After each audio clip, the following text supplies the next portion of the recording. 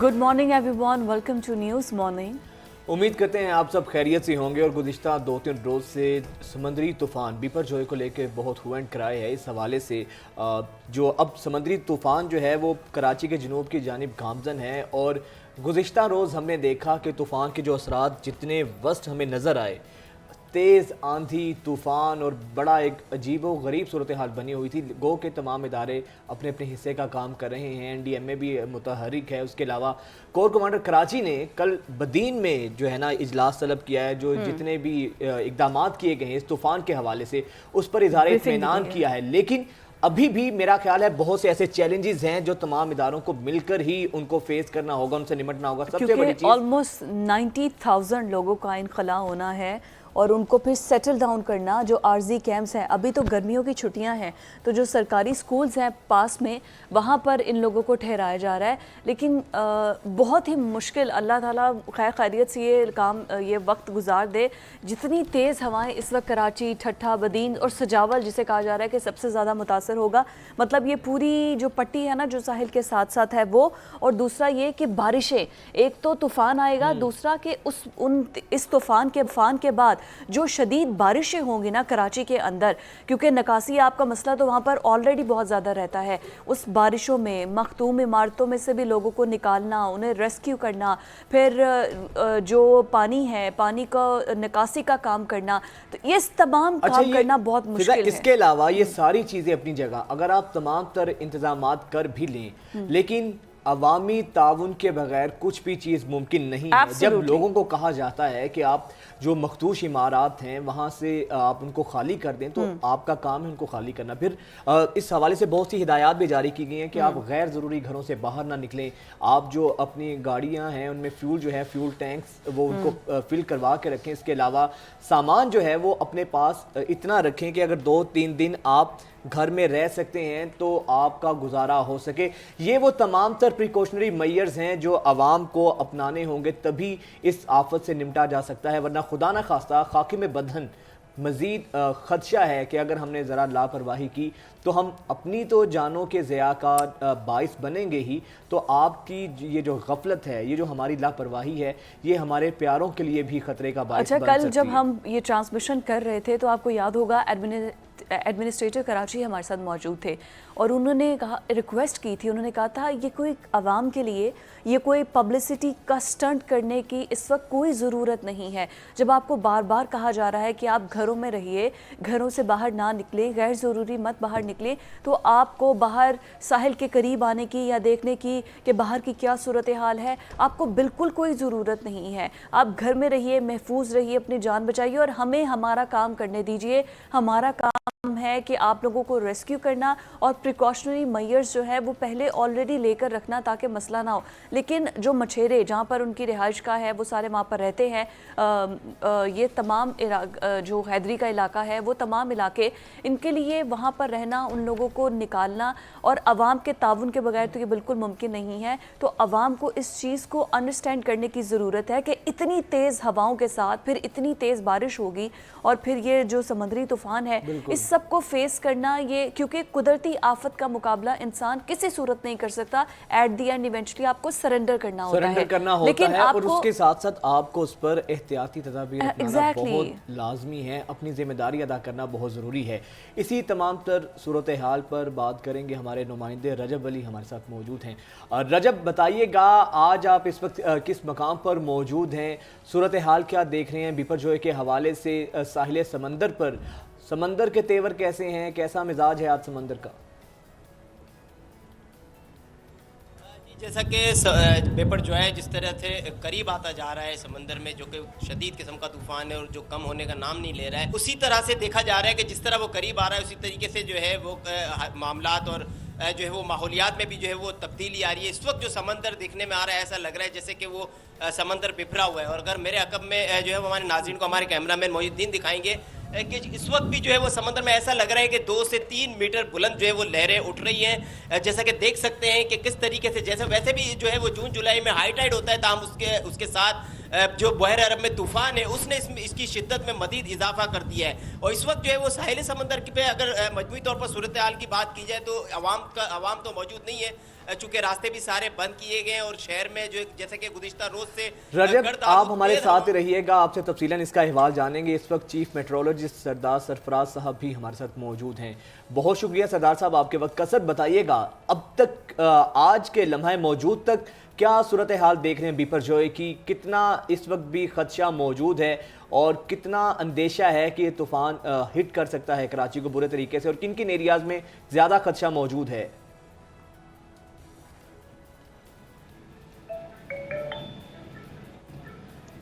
सरदार साहब आवाज़ आ रही है आपको मेरी? अस्सलामुअलैकुम।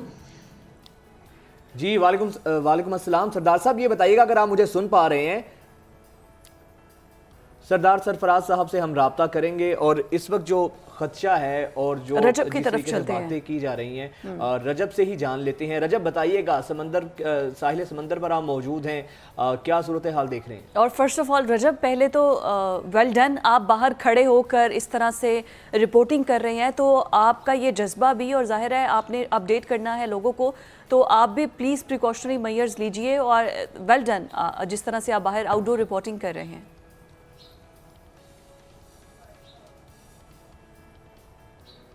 तूफान बेपर जो है करीब आता जा रहा है और समंदर में भी दिखाई दे रहा है, बाकायदा तौर पर माहौलियाती तब्दीली भी नज़र आ रही है। उसके बावजूद जैसा कि जब हम कल जो इब्राहिम हैदरी के इलाके में गए थे, वहाँ पर जो साहिल के साथ जो माहीगीरों की बस्तियां हैं, लट बस्ती है, चश्मा गोट है और दीगर इलाके जो साथ में शामिल हैं, वहाँ के लोग जो है अपने इलाकों को छोड़ने को तैयार नहीं है। उनका कहना है कि उनके लिए कोई ख़ास सहूलियात का इंतज़ाम नहीं किया गया, लिहाजा वो अपने घरों में ही मौजूद रहेंगे और वो घरों से नहीं निकलेंगे। जब पानी आ जाएगा उसके बाद देखा जाएगा। जबकि गुज़िश्ता रोज़ जो देखा भी गया है कि पानी आबादी के अंदर आ भी गया था, चूँकि वैसे भी हाई टाइड है, जून जुलाई का महीना है और पानी अंदर आ जाता है। दूसरी जानिब अगर ओवरऑल अगर पूरे शहर की अगर बात की जाए तो तमाम इदारे जो है वो ना सिर्फ अलर्ट है बल्कि जो है वो कुछ ना कुछ अमली तौर पर भी इकदाम दिखाई दे रहे हैं। जैसे कि सिंध बिल्डिंग कंट्रोल अथॉरिटी ने कल कुछ इमारतें भी सील की हैं जो कि इंतहाई मखदूज थी, जिनमें दुकानें भी थी, मकानात भी थी, वहाँ से जो है वो लोगों का इनखला भी किया गया। और सिंध हुकूमत की जानिब से भी जो है वो जो साहिली पट्टी है सिंध और कराची और सिंध के समेत जो है वो साहिली पट्टी है, वहाँ से हज़ारों लोगों का इनखला किया गया। इसी तरीके से पुलिस और रेंजर्स भी जो है इस सारे जो है मामलात में जो है वो दीगर कानून नाफिज करने वाले इदारों के साथ जो है वो खड़ी हुई है। अगर समंदर की बात की जाए तो समंदर इंतहाई बिखरा हुआ दिख रहा है और शहर का इस वक्त जो मौसम है, अगर उसकी बात की जाए, जिस तरीके से गुज़िश्ता रोज़ जो है वो अबर आलूद मौसम था, गर्द आलूद हवाएं जो है वो तेज़ हवाएं जो है चल रही थी, इस वक्त भी सूरत हाल यही है।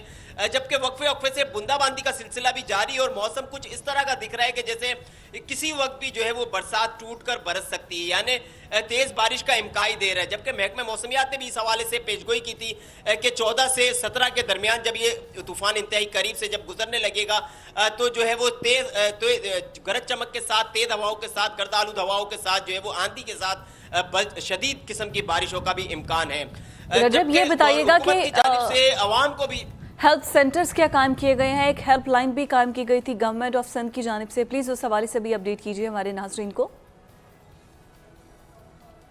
जी, ना सिर्फ हुकूमत सिंध की जानिब से बल्कि दीगर इदारों की जानिब से, फायर ब्रिगेड की जानिब से और दीगर फलाई इदारों की जानिब से, सिंध गवर्नमेंट की जानिब से, एडमिनिस्ट्रेटर कराची की जानिब से, कमिश्नर कराची की जानिब से भी जो है वो हेल्प लाइन्स जो है वो हेल्प डेस्क जो है वो कायम की गई है कि किसी भी हंगामी सूरत हाल में फौरी तौर पर जो है वो इत्तला की जाए। ना सिर्फ फायर ब्रिगेड, ना सिर्फ लाइफ गार्ड बल्कि तमाम तर जो है वो जो भी वसाइल हैं उनको बरोकार लाते हुए हंगामी सूरत हाल से निमटने की कोशिश की जाएगी। इस हवाले से हुकूमत काफ़ी मुतहरिक देती है, जबकि हुकूमत के साथ जो दीगर इदारे हैं, जो ज़ेली इदारे हैं, जो कानून नाफिज करने वाले इदारे या दीगर इदारे हैं, वो सब भी जो है वो मुतहरिक देखते हैं और जो है वो अमली तौर पर अमली मैदान में भी दिखाई दे रहे हैं। जबकि फायर ब्रिगेड ने भी जो है वो एमरजेंसी नाफिज कर दी है। फायर ब्रिगेड के पास भी एक अर्बन रेस्क्यू यूनिट है, उसे भी तैयार कर लिया गया है, स्पीड बोट्स तैयार कर ली गई है। इसी तरीके से राइट रजब, हमारे साथ ही रहिएगा। सरदार सरफराज साहब ने एक बार फिर से हमें ज्वाइन किया है। सरदार साहब, अगर आप रहे हैं तो काइंडली बताइएगा, समंदर इस वक्त कितनी दूर है, किन एरियाज को ज़्यादा हिट कर सकता है? देखिए, तकरीबन वही डिस्टेंस है जो रात से हम बता रहे थे। कल तो 360 किलोमीटर और आज सुबह 350 किलोमीटर है कराची के वही जनूब मगरब में इस वक्त मौजूद है, और उसकी डायरेक्शन मज़ीद थोड़ी देर तक शुमाल ही की तरफ रहेगी, फिर शुमाल मशरक़ की तरफ डाइवर्ट करेगा और हमारा जो ठट्ठा का साहिल है, केटी बंदर और इंडियन गुजरात के दरमियान से किसी जगह से निकलेगा कल दोपहर को या शाम को। تو ظاہر ہے کہ ٹھٹھہ ڈسٹرکٹ اور سجاول، بدین، آگے تھر پارکر، یہ تمام ڈسٹرکٹ جو ہیں وہ زیادہ بارش میں ہوگی اور تیز آندھی چلے گی اسی طرف، اور جس ساحلی پٹی سے ٹکرائے گا وہاں پہ لہروں کی اونچائی خاصی ہو جائے گی، 3 میٹر یا 3.5 میٹر تک۔ سردار صاحب، اس طوفان کی شدت کے بارے میں ذرا بتائیے گا، انٹینسٹی کیا ہے اس طوفان کی؟ ابھی بھی ویری سیویئر سائیکلونک سٹارم ہے، کل سے یعنی پچھلی جو رات تھی اس کے مقابلے میں تو اب اس کی شدت میں قدرے کمی آئی ہے، لیکن سٹل کافی شدت ہے اس کی، یعنی 140 سے 160 کلومیٹر فی گھنٹہ کی رفتار سے اس کے سینٹر اور جو گسٹ کر جاتی ہے 180 تک، اتنی رفتار سے ابھی بھی ہوائیں چل رہی ہیں اس میں، اور 30 سے 35 فٹ بلند لہریں اس کے مرکز کے آس پاس۔ سر ود یور پریزنس، امکان یہ ہے کہ یہ جی برقرار رکھتے ہوئے ہی ساحل تک آئے گا، کل تک ساحل تک آئے گا۔ سر بارشوں کے حوالے سے بھی بتا دیجئے، کیونکہ اس سے پہلے بھی آپ ہمارے پروگرام میں تھے تو آپ بتا رہے تھے کہ شدید بارشیں متوقع ہیں 17 جون تک، پورے کراچی میں یا کراچی کے ارد گرد حیدرآباد اور باقی شہروں میں بھی ہوں گی اس سائیکلون کے بعد؟ دیکھیں کراچی میں بہت شدید نہیں ہے، شدید جو ہے نا وہ جو اس کا روٹ ہوگا ٹھٹھہ ڈسٹرکٹ میں بتا رہا ہوں بار بار، ٹھٹھہ بھی سجاول یہ دونوں ڈسٹرکٹس ہیں، پھر آگے بدین ڈسٹرکٹ ہے، اس کے بعد تھرپارکر ڈسٹرکٹ ہے، عمر کوٹ اور میر پور خاص، یہ جو 6 اضلاع ہیں زیری سندھ کے، ساؤتھ ایسٹ سندھ کے، وہاں زیادہ بارشیں ہیں، بہت زیادہ بارشیں اور بہت زیادہ تیز آندھی، کیونکہ اس کا روٹ ہی اس کے اوپر سے یا اس کے برابر سے ہے، ادھر سے آگے سے نکلے گا تو ظاہر ہے ادھر مشرق کی جانب یا شمال مشرق کی جانب سے ہوتا ہوا، تو وہ ڈسٹرکٹ زیادہ متاثر ہوں گے۔ کراچی میں بھی بارش کا امکان ہے، کراچی میں کل سے تیز آندھی چل رہی ہے، 50-55 کلومیٹر فی گھنٹہ کی رفتار سے کل بھی ہوائیں چلتی رہیں، آج بھی صبح سے تیز ہوائیں چلنا شروع ہو گئی ہے۔ کراچی میں آج اسکیٹرڈ سی بارش ہے، کہیں پر ہلکی کہیں درمیانی، اور کل اور پرسوں پھر نسبتاً تیز بارش ہے، لیکن اتنی نہیں ہے کہ جتنی ان ڈسٹرکٹس میں ٹھٹھہ وٹھہ کی طرف ہے۔ اسی طرح سے حیدرآباد اور اوپر نواب شاہ تک اور دادو اور جامشورو ڈسٹرکٹ ہیں، اور دوسرے حیدرآباد کے ساتھ ہے مٹیاری، ٹنڈو محمد خان، ٹنڈو الایار، ان تمام ڈسٹرکٹس میں بھی ہو جائے گی بارش، لیکن یہاں اتنی شدید بارشیں نہیں ہیں کیونکہ روٹ اس کا ہماری جو انٹرنیشنل بارڈر ہے۔ سردار صاحب، آپ نے کہا کہ 55 کلومیٹر فی گھنٹہ کی رفتار سے کراچی میں اس وقت آندھی چل رہی ہے، جو گزشتہ روز بھی ہمیں دیکھنے کو ملا، تو سر یہ آپ کیا سمجھتے ہیں، یہ ایک نارمل رفتار ہے یا یہ بھی بہت الارمنگ ہے، بہت شدید ہے، اس میں مزید بھی تیزی اور رفتار میں تیزی آ سکتی ہے؟ نارمل رفتار سر کیا ہوتی ہے آندھی کی؟ نارمل تو خیر آج کل کے دنوں میں وہی 10-12 ناٹ نارمل ہوتی ہے نا، تو یہ تو 30-32 ناٹ تک گئی ہے کل، اور جب تک کہ یہ سائیکلون یعنی کہ غیر معمولی ہے، کراچی کے ادھر قرب و جوار میں موجود ہے تب تک اور امکان بڑھنے کا امکان ہے، آج بھی اور کل بھی، تو 40 سے 45 ناٹیکل مائل تک گسٹ کر سکتی ہے۔ سر ہواؤں کے تیز جھکڑ اور اس کے بعد تیز آندھی، پھر بارش کا یہ سلسلہ، پھر طوفان کی شدت، یہ تمام تر صورتحال کب تک نارملائز ہوگی سر، آپ کو کیا لگتا ہے؟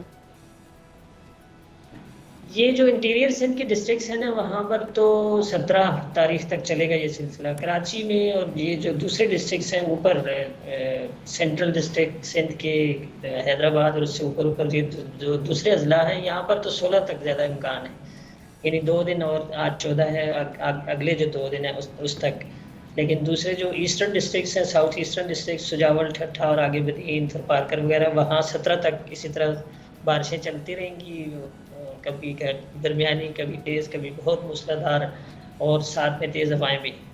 سر ڈسٹ سٹارمز ہوں گے یا پھر شدید بارشیں ہو سکتی ہیں؟ کراچی کا آپ نے بتایا کہ وہاں پر تو ابھی تیز آندھی ہے بٹ اتنا وہاں پر بارشیں متوقع نہیں ہیں، تو کین یو ہائی لائٹ کہ کہاں پر صرف ڈسٹ سٹارمز ہوں گے اور کن ایریاز پر زیادہ ہوگی؟ تمام ہی جگہوں پر جی تمام ہی جگہوں پر ڈسٹ سٹارم کے چانسز ہیں، ظاہر ہے کہ اس کے ساتھ ساتھ گرمی بھی بڑھتی ہے، اور سب سے پہلے آندھی آتی ہے، ڈسٹ سٹارم ہوتا ہے، تو اس کے بعد تھنڈر سٹارم رین شروع ہوتا ہے، تو سبھی جگہوں پر ڈسٹ سٹارم آنے کے چانسز ہیں۔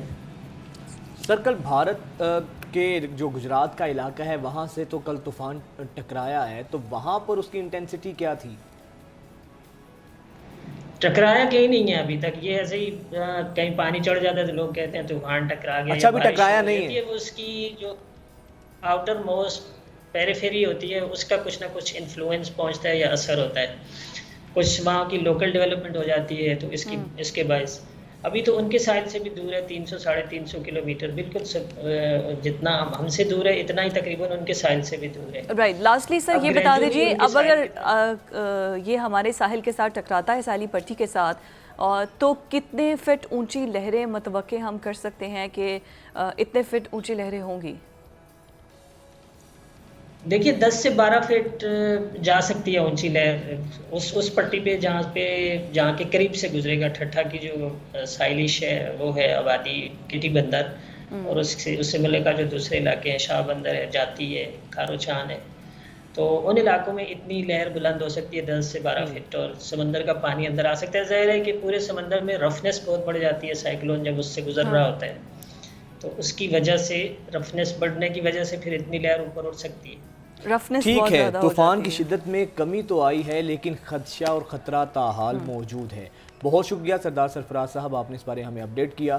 مزید بھی اس پر بات کریں گے. حاضر ہوتے ہیں آپ کے پاس ایک بریک کے بعد.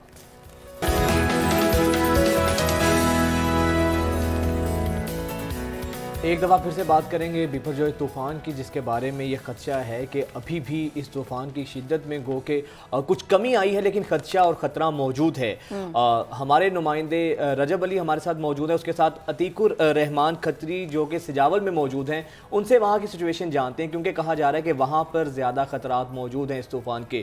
عتیق الرحمان بتائیے گا، سجاول میں کیا صورتحال دیکھ رہے ہیں آپ، اور انتظامیہ نے جو انتظامات کیے ہیں وہ کتنے تسلی بخش ہیں؟ بالکل ضلع سجاول میں ساحلی علاقے میں ابھی کی صورتحال انتہائی تشویشناک ہے. جیسے ہی وقت قریب آتا رہا ہے، جیسے ساحلی علاقے میں وہاں پر جو رپورٹ ہو رہی، لوگ نقل مکانی کر کے شروع ہو چکے. میں اس وقت سجاول کے قریب ایک گاؤں میں موجود ہوں.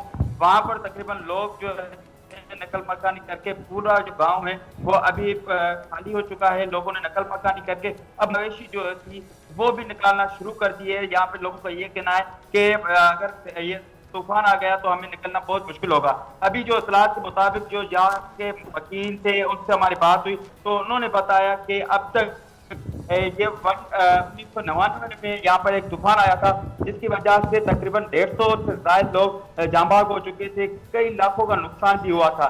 تو اس وجہ سے لوگ وہاں پر نقل مکانی کرنا شروع ہو چکے ہیں. میرے یہ اس طرح کے جو گاؤں میں موجود ہوں وہاں سے بھی گاڑیاں نکلنا شروع ہو چکی ہیں. کوئی مال مویشی یہاں سے نکال رہے ہیں کہ جو ہم کسی سیف سائڈ پہنچ سکے. اور لوگوں نے ضلع انتظامیہ کی بات کی جائے اگر انتظامات کی تو انتظامات فل پروف بنانے کے لیے پاک رینجرز اور پاک فوج رات بھر گشت کرتی رہی. اب لوگ جو ہے کچھ لوگ ماننے کے لیے تیار نہیں ہے کہ ہم اپنا گھر بار نہیں چھوڑیں گے، تو ان کو منانے کی کوشش کر کے ان کو مختلف مقامات پر بھیجا جا رہا ہے. جس طرح سرکاری اسکول، سرکاری عمارتوں میں منتقل کیا جا رہا ہے. مگر کئی لوگ وہ بلا چھپے بھی کر رہے ہیں. بالکل ٹھیک ہے. آپ عتیق ہمارے ساتھ ہی رہے گا. رجب میں آپ کی طرف آؤں گی، اور پھر عتیق آپ سے بھی یہی سوال ہے کہ ہم صبح سے اپڈیٹ تو کر رہے ہیں سائیکلون کی کیا صورتحال ہے اور کہاں ٹکرائے گا، شدت کتنی ہوگی، بٹ آن گراؤنڈ جو لوگوں کو مسئلے فیس کرنے پڑ رہے ہیں، جیسے بریک سے پہلے سردار صاحب کہہ رہے تھے کہ 10 سے 12 فٹ اونچی لہریں ہو سکتی ہیں، تو بجلی کے نظام کے حوالے سے بتائیے آلٹرنیٹیو کیا لوگوں کو، جو لوگ گھروں میں رہیں گے، کوئی راشن کے حوالے سے کوئی گائیڈ لائن جاری کی گئی ہے، کچھ اس طرح جو آن گراؤنڈ پرابلمس ہیں لوگوں کو، اس حوالے سے پلیز بتائیے کیا سلیوشن دیا ہے گورنمنٹ نے؟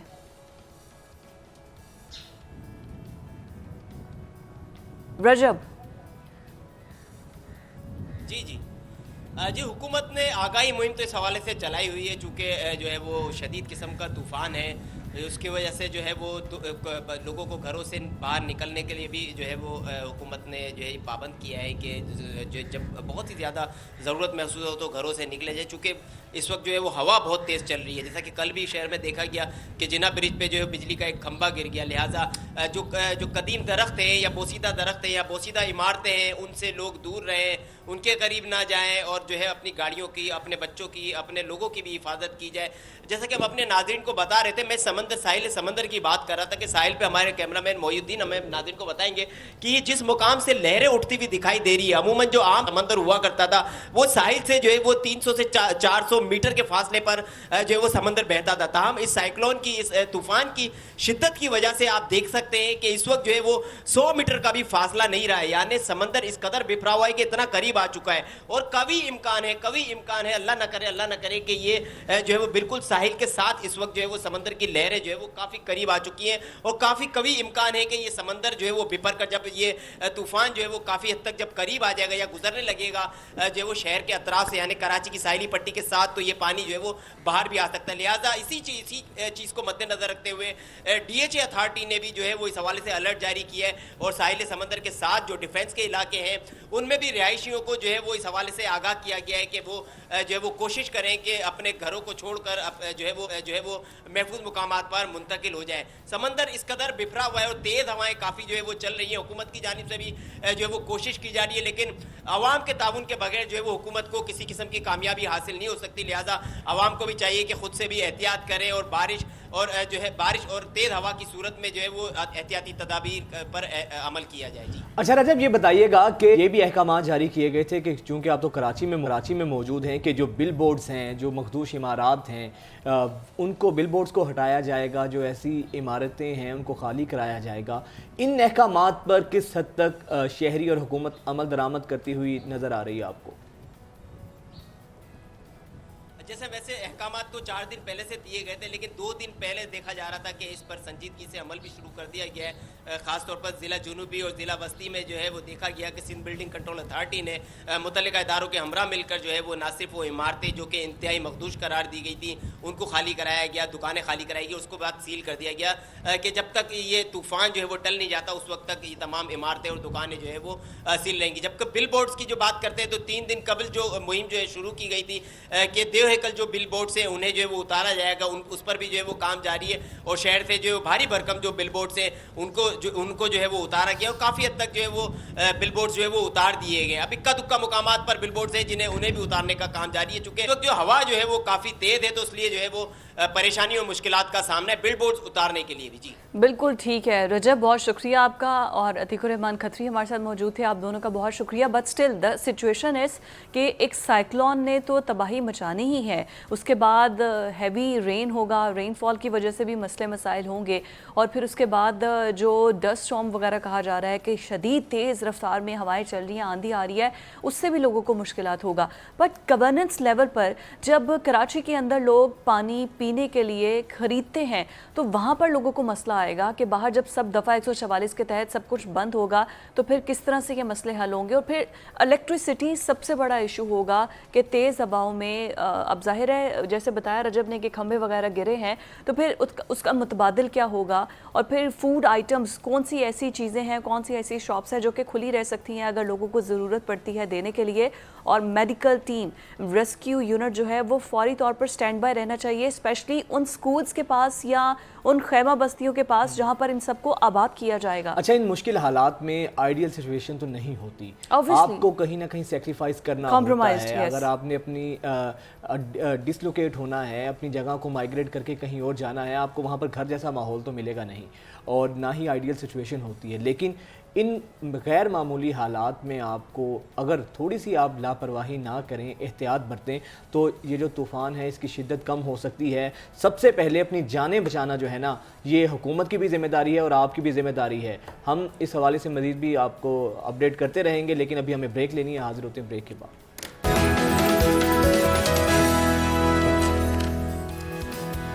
ब्रेक के बाद आपको खुशामदीद कहते हैं और अभी हम कुछ सियासी तूफ़ान की बात करते हैं। एक तो कुदरती आफत का हमें सामना है ही, लेकिन उसके अलावा जो हमें सियासी आफात का सामना है वो हमारे सामने है। नून लीग और पीपल्स पार्टी के दरमियान इख्तलाफात अब खुलकर सामने आ गए हैं।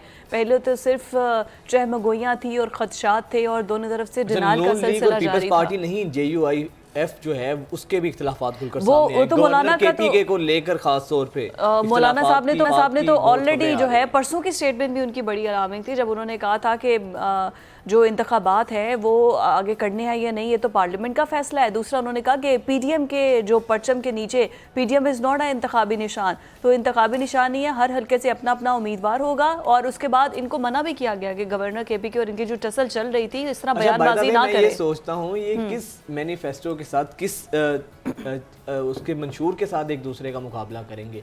आप इत्तेहादी रहे हैं, जो काम आपने किए हैं تو اس کے برابر کے حصے دار آپ کے اتحادی بھی ہوں گے، تو پھر الیکشنز میں عوام کے پاس جب جائیں گے تو اپنے مخالف کینڈیڈیٹ کو جو آپ پی ایم ایل این کا ہوگا یا پیپلز پارٹی کا ہوگا کیا اس بارے میں کہیں گے؟ اچھا، اختلافات کے حوالے سے جب رانا ثناء اللہ صاحب کی بھی کچھ باتیں جو ہے نا میڈیا میں انہوں نے کی ہیں، پہلے آپ کو وہ دکھاتے ہیں۔ جو ہے وہ سب کو ساتھ لے کے چلتے ہیں، ان کو اکاموڈیٹ کرتے ہیں، تو اس لیے اختلاف کی کوئی صورت نہیں ہے۔ رائے ہو سکتی ہے لیکن اختلاف کی کوئی صورت نہیں ہے، اور ویسے بھی پیپلز پارٹی اور خاص طور پہ جو پیپلز پارٹی کی قیادت ہے اور خاص طور پہ جو زرداری صاحب کی اپنی ذات ہے، تو انہوں نے کبھی اختلاف کو یا اپنی رائے کو اس طرح سے جو ہے وہ کبھی بھی انہوں نے اسرٹ نہیں کیا کہ وہ کہیں کہ جی یہ میری بات جو ہے یہ آپ ضرور اس کو اکاموڈیٹ کریں۔ وہ ہمیشہ افہام و تفہیم سے بات کرتے ہیں، اور وزیر اعظم سے ان کا بڑا ہی ایک جو ہے وہ محمد کا اور بہت ہی جو ہے وہ عزت احترام کا جو ہے وہ تعلق ہے۔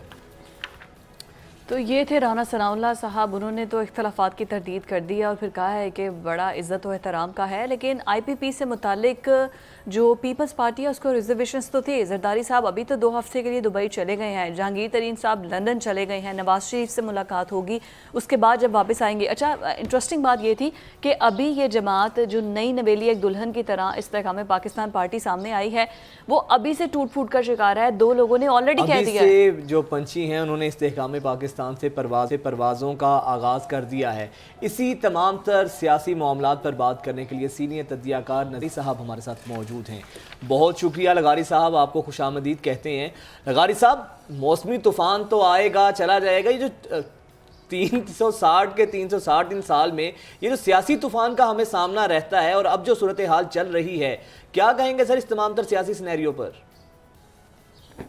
اپنے سیاسی سیناریو ایسا جب سے ملک بنا ہے تب سے ایسے ہی چل رہا ہے، اس میں کوئی تبدیلی نہیں آئی ہے۔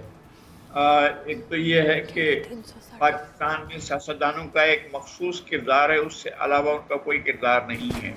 سیاستدانوں کو پاکستان میں ان کے جو کار وغیرہ ہیں ان کو وہ کر لیا جاتا ہے، بے پر کر دیا جاتا ہے اور پھر ان کو میدان میں چھوڑا جاتا ہے، ان کو اپنی بات نہیں کہنے دی جاتی ہے۔ یہاں سروسز جو ہیں وہ حکمرانی کرتی ہیں، وہ سول سروسز بھی ہیں اور وہ ہمارے فورسز کی سروسز بھی ہیں، ان کی بھی حکمرانی ہوتی ہے۔ تو سیاستدان آپ ڈرتے رہتے ہیں، ان کو ایک بات کی اجازت ہوتی ہے کہ کھل کھیلیں آپ صرف کچھ نہ کرنے کے لیے، لوگوں کو ڈیلیور نہ کرنے کے لیے، اور ساری کی ساری چیزیں اپنے کھاتے میں لکھنے کے لیے، ناکامیوں کو اپنے کھاتے میں لکھنے کے لیے آپ آزاد ہیں، اور کامیابیاں آپ کو حاصل نہیں کرنے دی جائیں گی۔ یہ ہوتا ہے ان کا خاص ایجنڈا جس کے تحت وہ کام کرتے ہیں۔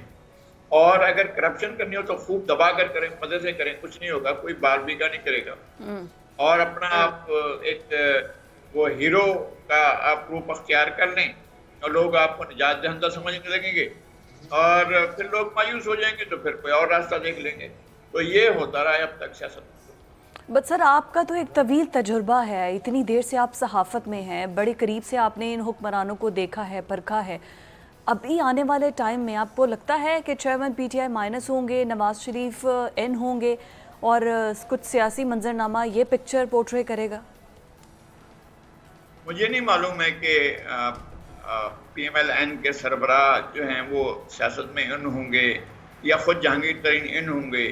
ان کو سپریم کورٹ تا حیات نااہل قرار دے چکی ہے، اور ہم اس کی مخالفت کرتے رہے ہیں کہ تا حیات نااہلی نہیں بنتی ہے، لیکن گلا گھونٹ کر زبردستی نااہل کیا گیا۔ اب آپ نے کورٹ میں راستہ لیا ہے کہ جناب قانون بنایا ہے کہ ریویو ہوگا، تو ریویو جو ہے وہ تو ہو چکا ہے، اس لیے کہ جناب نواز شریف اور جہانگیر ترین دونوں اپنا ریویو بھی لے چکے ہیں۔ کیا آپ سیکنڈ ریویو کے جائیں گے اور کیا سیکنڈ ریویو ہوگا؟ پہلی بات یہ ہے کہ میاں نواز شریف کو 2 مقدمات میں سزا ان کو ہو چکی ہے، اور ایک مقدمے میں ان کی سزا سسپینڈ ہو چکی ہے، دوسرے مقدمے میں جو کوئی ایکیوزڈ ہیں وہ فری ہو چکی ہیں۔ تو اس کا کیا مطلب ہے کہ وہ بھی فری ہو جائیں گے، لیکن ایک بار تو انہیں سبمٹ کرنا پڑے گا، اور وہ آ کر انہیں کورٹ آف لا میں، بلکہ اس سے پہلے شاید ان کو پہنچتے گرفتار کر لیا جائے۔ یہ بھی ایک عجیب منظرنامہ ہوگا کہ پی ایم ایل این کی حکومت ہوگی اور جناب نواز لغاری شریف صاحب، اسحاق ڈار صاحب بھی تو وعدہ معاف گواہ بن کر گئے تھے، ان کے بھی کیسز تھے، پھر وہ کیسے ان کی انٹری واپس ہوئی ہے ایک اسپیشل طیارے میں، کیا پروٹوکول کے ساتھ وزیر بن کے واپس آئے ہیں؟ انہیں سزا نہیں ہوئی تھی. لیکن لغاری صاحب اپیل کا حق جو ہے نا اب مل گیا ہے، جو ترمیم ہوئی اس کے بعد اپیل کا حق مل گیا ہے، ترین صاحب کی نااہلی پر بھی اور نواز شریف صاحب کی نااہلی پر بھی. آپ سمجھتے ہیں کہ اگلی سٹیج یہی ہوگی کہ اس کے بعد ان کی جو سزا ہے معاف کر دی جائے گی، اس کے بعد نواز شریف صاحب کی بھی واپسی ہوگی، جس کے اشارے کنائیوں میں مریم نواز صاحبہ اور بیشتر لیگی رہنما ہیں وہ یہ بات کر رہے ہیں کہ الیکشن سے پہلے نواز شریف صاحب کی واپسی متوقع ہے؟ ہم چاہتے ہیں کہ وہ آئیں، لیکن مسئلہ یہ ہے کہ وہ کیا کریں گے، کیسے اپیل کا حق استعمال کر چکے ہیں، پھر اس کی ریویو کا بھی اپیل حق استعمال کر چکے ہیں. یہ جو نیا قانون بنا ہے وہ آپ کو اپیل کا حق دیتا ہے یا ریویو کا حق دیتا ہے، تو ریویو کا حق استعمال ہو چکا ہے نا، اپیل کا اور ریویو کا حق استعمال ہو چکا ہے. تو کیا سیکنڈ ریویو کے لیے کوئی نیا راستہ کھولا جائے گا؟ ابھی تک سیکنڈ ریویو کا نہیں ہے بات آئی ہے سامنے. کیا سپریم کورٹ اپنے فیصلوں کا سیکنڈ ریویو کرے گا؟ اچھا، کیا آپ اس سپریم کورٹ سے، جس میں ہمارے انتہائی قابل احترام چیف جسٹس عمر بندیال صاحب تشریف فرما ہیں، تو کیا وہ اتنی آسانی سے جو ہے وہ دے دیں گے آپ کو، آپ کا ریویو سن لیں گے اور آپ کے ریویو پر فیصلہ کر دیں گے؟ تو یہ اب تک جو بھی ان کے فیصلے آ رہے ہیں اس سے تو یہ ظاہر ہوتا ہے کہ شاید وہ چیزیں دوسری طرف جائیں گی. اور میں یہ چاہتا بھی نہیں ہوں کہ کسی کو سیاست کے لیے مائنس کر دیا جائے. عمران خان کو بھی سیاست کے لیے مائنس نہیں کیا جانا چاہیے، لیکن عمران خان کے بارے میں یہ بات حقیقت ہے، افسوسناک ہے، انتہائی افسوسناک ہے کہ وہ انہوں نے نہ صرف یہ کہ اسٹیٹ کے انسٹیٹیوشن پر اور ایک ادارے پر اٹیک کیا، بلکہ یہ کہا جب انہیں ضمانت ملی تو انہوں نے کہا کہ بھئی لوگ میری گرفتاری کی وجہ سے یہ سب کچھ ہوا ہے، اگر آپ دوبارہ گرفتار کریں تو پھر یہی سب کچھ ہوگا. بالکل، اور مذمت کرنے سے بھی انہوں نے انکار کر دیا تھا. لغاری صاحب، لیکن اس وقت جو لمحہ موجود کی صورتحال ہے، اب اختلافات کی خبریں آ رہی ہیں چیئرمین پی سی بی کے حوالے سے، اس کے علاوہ دوسرے اختلافات ہیں. آپ کے پاس سر کیا اطلاعات ہیں؟ واقعی آپ کو لگتا ہے کہ اب پی ڈی ایم میں پھوٹ پڑ چکی ہے، جے یو آئی پہ پیپلز پارٹی اور نون لیگ میں اختلافات جو ہیں سنگینی اختیار کر چکے ہیں؟ اور چیئرمین نادرا کے ریزائن پر بھی بات کیجیے گا سر. جی، چیئرمین نادرا کے بارے میں تو میں آپ سے یہ عرض کر دوں کہ افسوسناک ہے، اس لیے کہ دوسری بار ایسا ہوا ہے کہ طارق ملک کو پہلے بھی پی ایم ایل این کے دور میں انہیں ہٹایا گیا تھا اور ان کے ساتھ زیادتی کی گئی تھی. چودھری نثار جو وزیر داخلہ تھے تو شاید ان کا ایشو ہوا تھا. ایک بہت ہی محترم والد کے یہ صاحبزادے ہیں، ان کے والد پروفیسر فتح محمد ملک جو ہیں وہ پاکستان کی ایک بڑی شخصیت ہیں، لیونگ لیجنڈ ہے ہمارے لیے. ان کا بہت بڑا مقام ہے ادب میں اور ہماری پوری سوسائٹی کے گروتھ میں. ایک بڑے آدمی ہیں اور ایجوکیشن میں ان کا کوئی ثانی نہیں ہے. نون لیگ کو اختلافات ہیں کیا ان سے؟ بیسکلی ٹیکنیکل معاملات ہیں ان کے، اس لیے کہ وہ ڈیٹا کے معاملات ایسے ہیں کہ جن کو جو شاید وہ ڈیٹا نہیں چاہتے ہوں گے اس طرح کا ڈیٹا جو ہے وہ جائے، اور وہ اس معاملے پر ان کے اختلافات ہو سکتے ہیں. اور ایک بات یہ ہے کہ طارق ملک جو ہیں وہ پرنسپل کے آدمی ہیں، وہ نوکری کا ان کے لیے کوئی ایسا مسئلہ نہیں ہے. وہ تو نوکری سے شاید انہوں نے ریزائن کرنے کو بھی کہا ہے، لیکن اصل بات یہ ہے کہ وہ پرنسپل اگر قائم کر لیتے ہیں کہ میں نے یہ چیز کرنی ہے تو وہ وہی کرتے ہیں جو ان کو قانون راستہ دیتا ہے، وہ اس سے ہٹ کر کوئی چیز نہیں کرتے ہیں. انہوں نے کئی ملکوں میں جا کر یہ سارے کا سارا اس طرح کا سسٹم بنایا ہے. انہوں نے سری لنکا میں یہ سسٹم بنایا تھا اور کامیاب سسٹم بنایا تھا. تو میرا خیال ہے کہ حکومت کو اس حد تک نہیں جانا چاہیے کہ وہ طارق ملک صاحب جیسے ایک بہت ہی ایک ایسے جو بہت انٹیگریٹی کے آفیسر ہیں ان کے ساتھ اس طرح کا تنازع ہو. باقی رہا پی ایم ایل این اور پیپلز پارٹی اور مولانا فضل الرحمان صاحب کی جمعیت علماء اسلام کا، تو یہ الگ الگ پارٹیاں ہیں. ایک اتحاد بنا تھا، وہ بنا تھا کہ جناب عمران خان کی حکومت کو ختم کرنا ہے یا عمران خان کی سیاست کو ایک دوسرا راستہ دکھانا ہے. تو اس حد تک تو وہ کامیاب ہو چکے ہیں. اب ان کے ایک ساتھ رہنے کا جواز کیا ہے؟ کیونکہ تینوں پارٹیوں کا منشور الگ ہے، بلکہ باقی جو پارٹیاں ان کے ساتھ ہیں ان کا بھی منشور الگ ہے. تو یہ پارٹیاں ایک دوسرے کے ساتھ ویسے بھی نہیں چل سکتی ہیں. تو یہ اس وقت تک جب تک یہ اسمبلیاں نہیں ٹوٹتی ہیں تب تک یہ ساتھ رہیں گے اور ایک دوسرے کے ساتھ اس طرح کی باتیں بھی کرتے رہیں گے. नहीं सर, बट अभी जब इलेक्शंस में जाएंगे, अभी तो ये मिलके वजारतों के मज़े ले रही हैं, ये तमाम 13 जमातें मिलकर, फिर जब आगे जाएंगे इलेक्शंस में क्या बयानियां बनाएंगे? ये तो पहले शहबाज शरीफ साहब कहते थे कि जरदारी को गलियों में घसीटूंगा और इस तरह के जरदारी साहब, और उधर से बिलावल भुट्टो तनकीद करते थे कि इन्होंने मुल्क को ख़राब कर दिया, और जौहरी जो है वो प्लांट भी हमारे थे, हम नहीं लगाए थे, जुल्फ़िकार शहीद भुट्टो को वो क्रेडिट देते रहे, सी पैक का भी उनको। तो करेंगे क्या? अभी तो वजारतों में इकट्ठे हैं, महंगाई अरूज पर है, क्या करेंगे ये इलेक्शंस में जाके? एक ऐसे मुल्क में जहाँ पर डिफॉल्ट की सूरत हाल पैदा हो चुकी हो, जहाँ पर ख़जाना खाली पड़ा हो, जहाँ पर आपके प्रोजेक्ट्स बड़ी हद तक रुके हुए हों, वहाँ पर इस वजारतों के मज़े मुझे नहीं समझ, जो वजारतों में बैठे हों वो क्या कर रहे हैं। मुझे तो लगता है कि वो मक्खियाँ मारने के लिए बैठे हुए हैं। और दूसरी बात यह है कि वजारतों में लोग आते हैं और मुख्तलिफ पार्टियों की तरफ से आते हैं, इत्तेहादी हुकूमतें बनती हैं, और फिर जब हुकूमतें ख़त्म होती हैं तो इत्तेहाद भी ख़त्म हो जाते हैं, और साथ में वो अपने अपने प्रोग्राम के साथ जाते हैं इलेक्शन के अंदर। इनसे कौन सा मसला है कि वो जाएंगे लोगों के पास, अपने वोट बैंक को जाकर अपील करेंगे और जाकर वो लेंगे लोगों से वोट। तो लगारी साहब, फिर इस्तेहकाम पाकिस्तान पार्टी का फ्यूचर क्या देख रहे हैं? मादी में हमने देखा पेट्रियाट बनी पीपल्स पार्टी को ख़त्म करने के लिए, फिर नवाज शरीफ साहब को नून लीग को क्रश करने के लिए काफ लीग का क़याम अमल में लाया गया, और अब उसी डगर पर चलते चलते अब ये जो इस्तेहकाम पाकिस्तान पार्टी बनी है, इन आइंदा इलेक्शंस के अंदर क्या इनका मुस्तकबिल देख रहे हैं आप? नहीं, उसका क्या मुस्तकबिल है जिसने एक अपने आप को एक ऐसी पार्टी के हवाले कर रखा है जिसके पास अपनी जगह नहीं है। वो कहाँ उनको एडजस्ट करेंगे? उनकी बस में जितनी सीटें हैं वो तो भरी हुई हैं। वो PMLN का साथ देने की बातें कर रहे हैं, और उसमें PMLN में वैसे ही लोग जो हैं बहुत नाराज़ रहे हैं जिन लोगों को टिकट नहीं दिए गए थे। और जब ये बीच में 20 इलेक्शन हुए थे जिन सीटें डिसीड किया था सुप्रीम कोर्ट ने, और उनके बाद जो इलेक्शन हुए थे उन्होंने उन लोगों को टिकट दिए थे जिन लोगों ने जिन लोगों की सीटें खाली की गई थी। तो इस पर तो नाराज़ हुए थे लोग, और लोगों ने हरवाया था अपने ही PMLN के उम्मीदवारों को जो PTI से आए हुए थे, उनको हरवाया था PMLN के लोगों ने। तो क्या वो अब इनके IPP के लिए अपनी सीटें खाली कर देंगे? पंजाब में बहुत सी सीटें ऐसी हैं जो PMLN जो है वो किसी सूरत में खाली करना नहीं चाहेगी और अपनी सीटें गंवाना नहीं चाहेगी, और वो IPP को कोई अपनी सीट देने को नहीं चाहेगी। तो IPP को ऐसे ही आना पड़ेगा खुले मैदान। और अगर वो एक ही बयानिया लेकर आते हैं, जो बयानिया PMLN का है या जो बयानिया पीपल्स पार्टी का या जो बयानिया किसी और पार्टी का, तो उस पार्टी में शामिल हो जाते। बेहतर ये था कि अगर वो चाहते कि उसमें जाएं PMLN या पीपल्स पार्टी में, तो अपना वजन को बढ़ा सकते थे। अब तो उनका कोई भी नहीं, उनको मुकाबला करना पड़ेगा।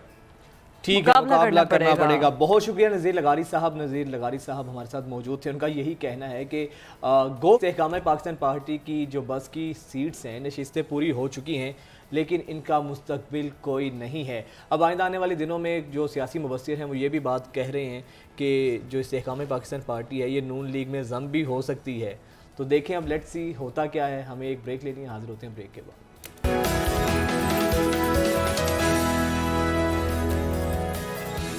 ब्रेक के बाद आपको एक बार फिर से खुशामदीद कहते हैं। कुछ बात करते हैं इकॉनमी की, और इकॉनमी की सूरत हाल को बेहतर करने के लिए हमारे जो बिग ब्रेन्स हैं और जो शार्प माइंडेड लोग हैं वो सब इकट्ठे होकर बैठे हैं। बजट भी उन्होंने बनाया है, और ये जो बजट अप्रूव किया गया है ये IMF प्रोग्राम के लिए ही उनके जो शराइत थी उसको पूरा करते हुए, उनको मद्देनज़र रखते हुए पूरा किया गया है, और फिर ये प्लान बनाया गया है। बट अभी जो अगले माह के लिए जो कहा जा रहा है कि जुलाई में कमी हो जाएगी महंगाई में, ये एक्सपेक्ट किया जा रहा है। और अभी हुकूमती ज़राए से भी यही खबरें आ रही हैं कि जितनी महंगाई का टाइम हमने पहले टाइम पीरियड में देखा है, जुलाई के अंदर यानी कि नेक्स्ट मंथ में महंगाई की शरह में कमी हो जाएगी। अभी तो महंगाई की शरह 38 से 45% के दरमियान बताई जा रही है। गया है कि जुलाई में महंगाई की शरह कम होगी, इन्फ्लेशन रेट कम होगा। आखिर किस बुनियाद पर कहा गया है? इसी तमाम तर मामले पर बात करने के लिए माहिर इक़्तिसादी अमूर डॉक्टर शाकिर साहब हमारे साथ मौजूद हैं। बहुत शुक्रिया सर आपके वक्त का। सर बताइएगा, वज़ीर आज़म साहब कह रहे हैं कि जुलाई में जो इन्फ्लेशन है वो कम हो सकती है। सर अगर उन्होंने ये कहा है, ज़ाहिरी बात है कुछ फैक्ट्स एंड फिगर्स उनके सामने होंगे। आपको लगता है IMF से किस्त अभी तक रिलीज नहीं हुई है, बजट जो अभी पेश हुआ है, इन तमाम तर चीज़ों को सामने रखते हुए कितने % चांसेस हैं कि वाकई में महंगाई में कमी हो सकती है? बहुत शुक्रिया। देखिए मई में जो रात ज़र है ये 38% तक पहुंच गया है और ख्याल यही है कि ये हाईएस्ट है यानी बुलंद तरीन। मेरा ख्याल ये था कि शायद मामूली सी कमी जून में भी हुई और जुलाई में भी होगी, लेकिन मैं ये ज़रूर कहूँगा कि हुकूमत ने एक पहाड़ जैसी गलती कर दी है जिसकी वजह से जुलाई के बाद आने वाले महीनों में महंगाई में इजाफे का खदशा है। वो पहाड़ की गलती ये की, मैं आपको बड़े वाज़ेह तौर पे बता दूं कि IMF का प्रोग्राम जो इमरान खान ने नेगोशिएट किया था वो सितंबर 2022 में ख़त्म हो रहा था, सितंबर 2022 में। इस हुकूमत ने उसको एक्सटेंड कराया जून 2023 तक और उसके अमाउंट में भी इजाफा करा दिया, लेकिन हमें उसके बाद से तो $1 भी नहीं मिला IMF से और हमने उनकी बहुत सारी शराइत जो है तस्लीम कर ली, जिसकी वजह से आपको पता है कि पिछले महीनों में हमारी मईशत पर तबाहकुन असरात पड़े। अब ये बिल्कुल वाज़ेह है कि जो बजट आया है, बिल्कुल आपने सही कहा कि इसमें तो कोई ऐसी सख्त बात नहीं है, लेकिन अब ये बात 100% यकीनी है कि अगले माली साल में जो है वो पाकिस्तान IMF के पास जाएगा नए कर्ज की दरख्वास्त के साथ जो बड़े अमाउंट की होगी और शायद 3 साल से ज़्यादा के लिए होगी, और उसकी शराइत की आड़ में इस बजट में बड़े पैमाने पर तब्दीलियां की जाएंगी, जिसको ज़िमनी से भी ज़्यादा कहते हैं, जिससे महंगाई बढ़ेगी। तो ये गलती थी जिसको कि अब नताइज भुगतने पड़ेंगे जुलाई के बाद किसी वक्त भी आने वाले महीने में। अच्छा सिद्दीकी साहब ये बताइएगा कि अभी तो जो हुकूमत का तो ये दावा है ना जुलाई में महंगाई कम होगी, बट किस बेस पे? सिर्फ रशिया से तेल आ जाना कार्गो का और आगे भी 1-2 कार्गोज और आएंगे, सिर्फ इस बेस पर हुकूमत ये दावा कर रही है या इलेक्शन से पहले तक कोई बड़ा रिलीफ आवाम को देने के लिए भी कोई हमारी मईशत इतनी इकॉनमी स्टेबल है? बिकॉज़ हम चाइना भी हमारी मदद के लिए तैयार है, चाइना ने भी बड़े पॉजिटिव जो स्टेटमेंट्स दिए हैं पाकिस्तान के लिए। CPEC पर काम दोबारा से शुरू हो चुका है, तो कोई सऊदी अरब से भी कोई डॉलर मिल रहे हैं? देखिए मैं आपसे बता दूं, मैंने तो आपसे कहा है कि जून में मुझे लगता है कि थोड़ी सी कमी होगी। जून में, आप तो जुलाई की बात कर रहे हैं, मैं कहता हूँ जून में होगी, लेकिन मैं उसके बाद ही खदशे का इजहार कर रहा हूँ जुलाई के बाद आने वाले महीनों में महंगाई में ज़बरदस्त इजाफा होगा। उसकी वजह मैं बताने की कोशिश कर रहा हूँ क्यों होगा। ये सब बातें जो फूल पत्तियाँ हैं जिनकी हम बात कर रहे हैं, हुआ ये है कि मैंने जैसे कहा कि अब हम नए कर्जे की दरख्वास्त लेंगे, IMF के पास डालेंगे। अब सवाल ये पैदा होता है कि जो मैंने कहा कि सितंबर में जब ये प्रोग्राम ख़त्म हो गया था तो उस वक्त इनको चाहिए था कि उस प्रोग्राम से उसको तोसी ना कराते। उसकी वजह है कि जैसे मैंने कहा सितंबर से अब तक आपको $1 भी नहीं मिला, वाइंड अप कर देते। लेकिन हुआ क्या, आपकी जो रुपए की कदर है IMF की सब शराइत कह लें या जो मामला तय किए थे उसको पूरा करते करते 204 से 287 पर आ गया, तो $83 तो ये कम हो गया। अब ये वापस तो नहीं होता। दूसरी बात ये थी कि हमारी रेमिटेंसेस में कमी हो गई $3.8 अरब, हमारी बरामदात में कमी हो गई $3.5 अरब और हमारे रिजर्व्स में कमी हो गई स्टेट बैंक के $5.9 अरब। इसका मतलब ये हुआ कि शायद शरह नमो इस साल जो है वो मनफी होगी। तो अगर ये सितंबर में ख़त्म करा देते, मैं बहुत अहम बात आपको बता रहा हूँ, प्रोग्राम ख़त्म हो रहा था, हो जाने देते, उसके बाद तो ढेला आपको मिला नहीं। आप उसी जो है ना नए कर्जे की दरख्वास्त जो आप अगले साल डालने वाले हैं, शायद यानी दिसंबर 2023 में डालने वाले हैं, अगर इलेक्शन हो जाते हैं तो फिर, वरना उससे पहले भी जा सकती हैं। तो वो ये जो तबाही आई थी, वो नए कर्जे की दरख्वास्त आप लेते, उसमें ये अगर खराबी आ भी जाती तो आप ठीक कर लेते। अब तो आपने तबाही करके $1 भी नहीं लिया। अब जब दोबारा IMF के पास जाएंगे तो वो नई शराइत होगी, उसकी आड़ में इस पूरे बजट में तब्दीली होगी, बड़े पैमाने पर तब्दीली होगी और उसका इम्पैक्ट महंगाई पर आएगा। लेकिन मैं तो जून में कह रहा हूँ कि शायद जून में भी कम हो जाए, जुलाई में भी कम हो जाए, मगर आने वाले में बिल्कुल वाज़ेह तौर पर बढ़ेगा महंगाई। उसकी वजह मैं आपको बता दूं, बिल्कुल वाज़ेह है, किसी को शुबे की बात नहीं। जो बजट आया है आपने भी देखा होगा, उसमें ये कहा कि सूबे NFC अवार्ड के तहत जो रकम मिल रही है उसको पूरा खर्च नहीं करेंगे, बल्कि 650 अरब रुपए रोक लेंगे, फाजिल देंगे, ताकि हमारा खसारा कम हो। बजट खसारा कम होगा तो है वो आपकी महंगाई कम होगी, आवाम को उसको रिलीफ। बट सर ये देखिए, एक तरह से उन्होंने गवर्नमेंट अपनी तरफ से काम, तो अब उन्होंने इंटरेस्ट रेट को 21% पर बरकरार रखा हुआ है कि लोग ज़्यादा से ज़्यादा पैसा अपने बैंक में रखवाएं, उस पर इंटरेस्ट लें, लेकिन गवर्नमेंट को पैसा ज़्यादा से ज़्यादा इकट्ठा और उसके बाद उसको रिवैल्यूएट करे गवर्नमेंट। इस तरह के इनिशिएटिव्स तो लिए जा रहे हैं गवर्नमेंट की जानिब से, लेकिन उल्टा इसका इकोनॉमी पर भी तो ड्रॉबैक आ रहा है ना, वो भी अफेक्ट हो रहा है इंटरेस्ट रेट बढ़ जाने की वजह से। और इंटरेस्ट रेट जब बढ़ेगा तो जो बिजनेस फ्रेंडली इन्वायरमेंट है उसको तो डिस्करेज किया जाएगा। एग्जैक्टली। دیکھیے آپ نے دونوں نکات بڑے صحیح اٹھا دیے ہیں. اسی لیے اسٹیٹ بینک نے آپ نے دیکھا کہ 21% کی شرح کو برقرار رکھا ہے 12. بالکل صحیح بات ہے, اور یہ شاید کوشش کریں گے کہ تھوڑا سا اور بھی کم کر دیں. مگر میں جس چیز کی طرف اشارہ کر رہا ہوں وہ یہ ہے کہ 650 ارب روپے آپ نے کہا کہ فاضل رکھیں گے تاکہ بجٹ خسارہ کم ہو. اب اس میں پیپلز پارٹی بھی اس فیصلے میں شامل تھی چونکہ حکومت میں شامل ہے, لیکن جب سندھ کا بجٹ آیا تو 650 ارب روپے فاضل میں ان کا حصہ بنتا تھا 100 ارب روپے. انہوں نے 100 ارب فاضل نہیں دیا بلکہ 38 ارب کا خسارہ دکھا دیا. اس کا مطلب 138 ارب کا جھٹکا تو لگ گیا نا, آپ کا بجٹ بڑھ گیا. اسی طرح سے پنجاب بھی نہیں دیں گے. تو یہ جو 650 ارب روپے کا آپ نے ہدف رکھا ہے کہ صوبے دیں گے, وہ نہیں دے رہے کیونکہ سندھ آپ کا پارٹنر تھا حکومت میں جس نے بجٹ منظور کیا تھا, انہوں نے نہیں دیا تو پھر پنجاب کیوں دے گا. اس کا مطلب یہ کہ بجٹ خسارہ آپ کا بڑھے گا. تو یہ جو توقع تھی کہ بجٹ خسارہ کم کر کے عوام کو ریلیف دیں گے, یہ تو سندھ حکومت نے ہی اس بجٹ کو الٹا کر دیا جس نے کہ بجٹ کو اپروو کیا تھا, لیکن سندھ حکومت کا بجٹ الٹا آیا ہے. تو یہ ایک بڑی خرابی اس کے اندر ہو گئی ہے. اور ایک دوسری خرابی بھی ہے جو میں آپ کو بتاؤں, وہ پاکستان کی تاریخ میں پہلی دفعہ ہوا ہے کہ ہمارے جو برآمدات کا ہدف کم ہے اور ریمیٹنسز کا زیادہ ہے. اب ریمیٹنسز جو ہوتی ہیں اس سے مہنگائی بڑھتی ہے, ساری دنیا کو پتہ ہے, اور وہ پیسہ ہنڈی حوالے کے ذریعے جو ہے پیسہ باہر جاتا ہے, اس کا حصہ واپس آتا ہے اور پھر باہر چلا جاتا ہے. یہ ثابت کیسے ہوا میں آپ کو بتاؤں. دو باتیں ہیں جس میں ساری چیز کلیئر ہو جائے گی آپ کو. انہوں نے برآمدات کا ہدف کم رکھا, ترسیلات کا زیادہ رکھا, مگر ایک اور غلطی کر دی, ایک اور ایسی کر دی طاقتور طبقوں کو نوازنے کے لیے. انہوں نے یہ کہا کہ جو باہر سے ریمیٹنسز آتی ہیں, تو پہلے یہ ہوا تھا کہ ہم نے شور بہت کیا تھا پچھلی حکومت میں جب پی ایم ایل این کی تھی کہ یہ بڑا غلط استعمال ہو رہا ہے.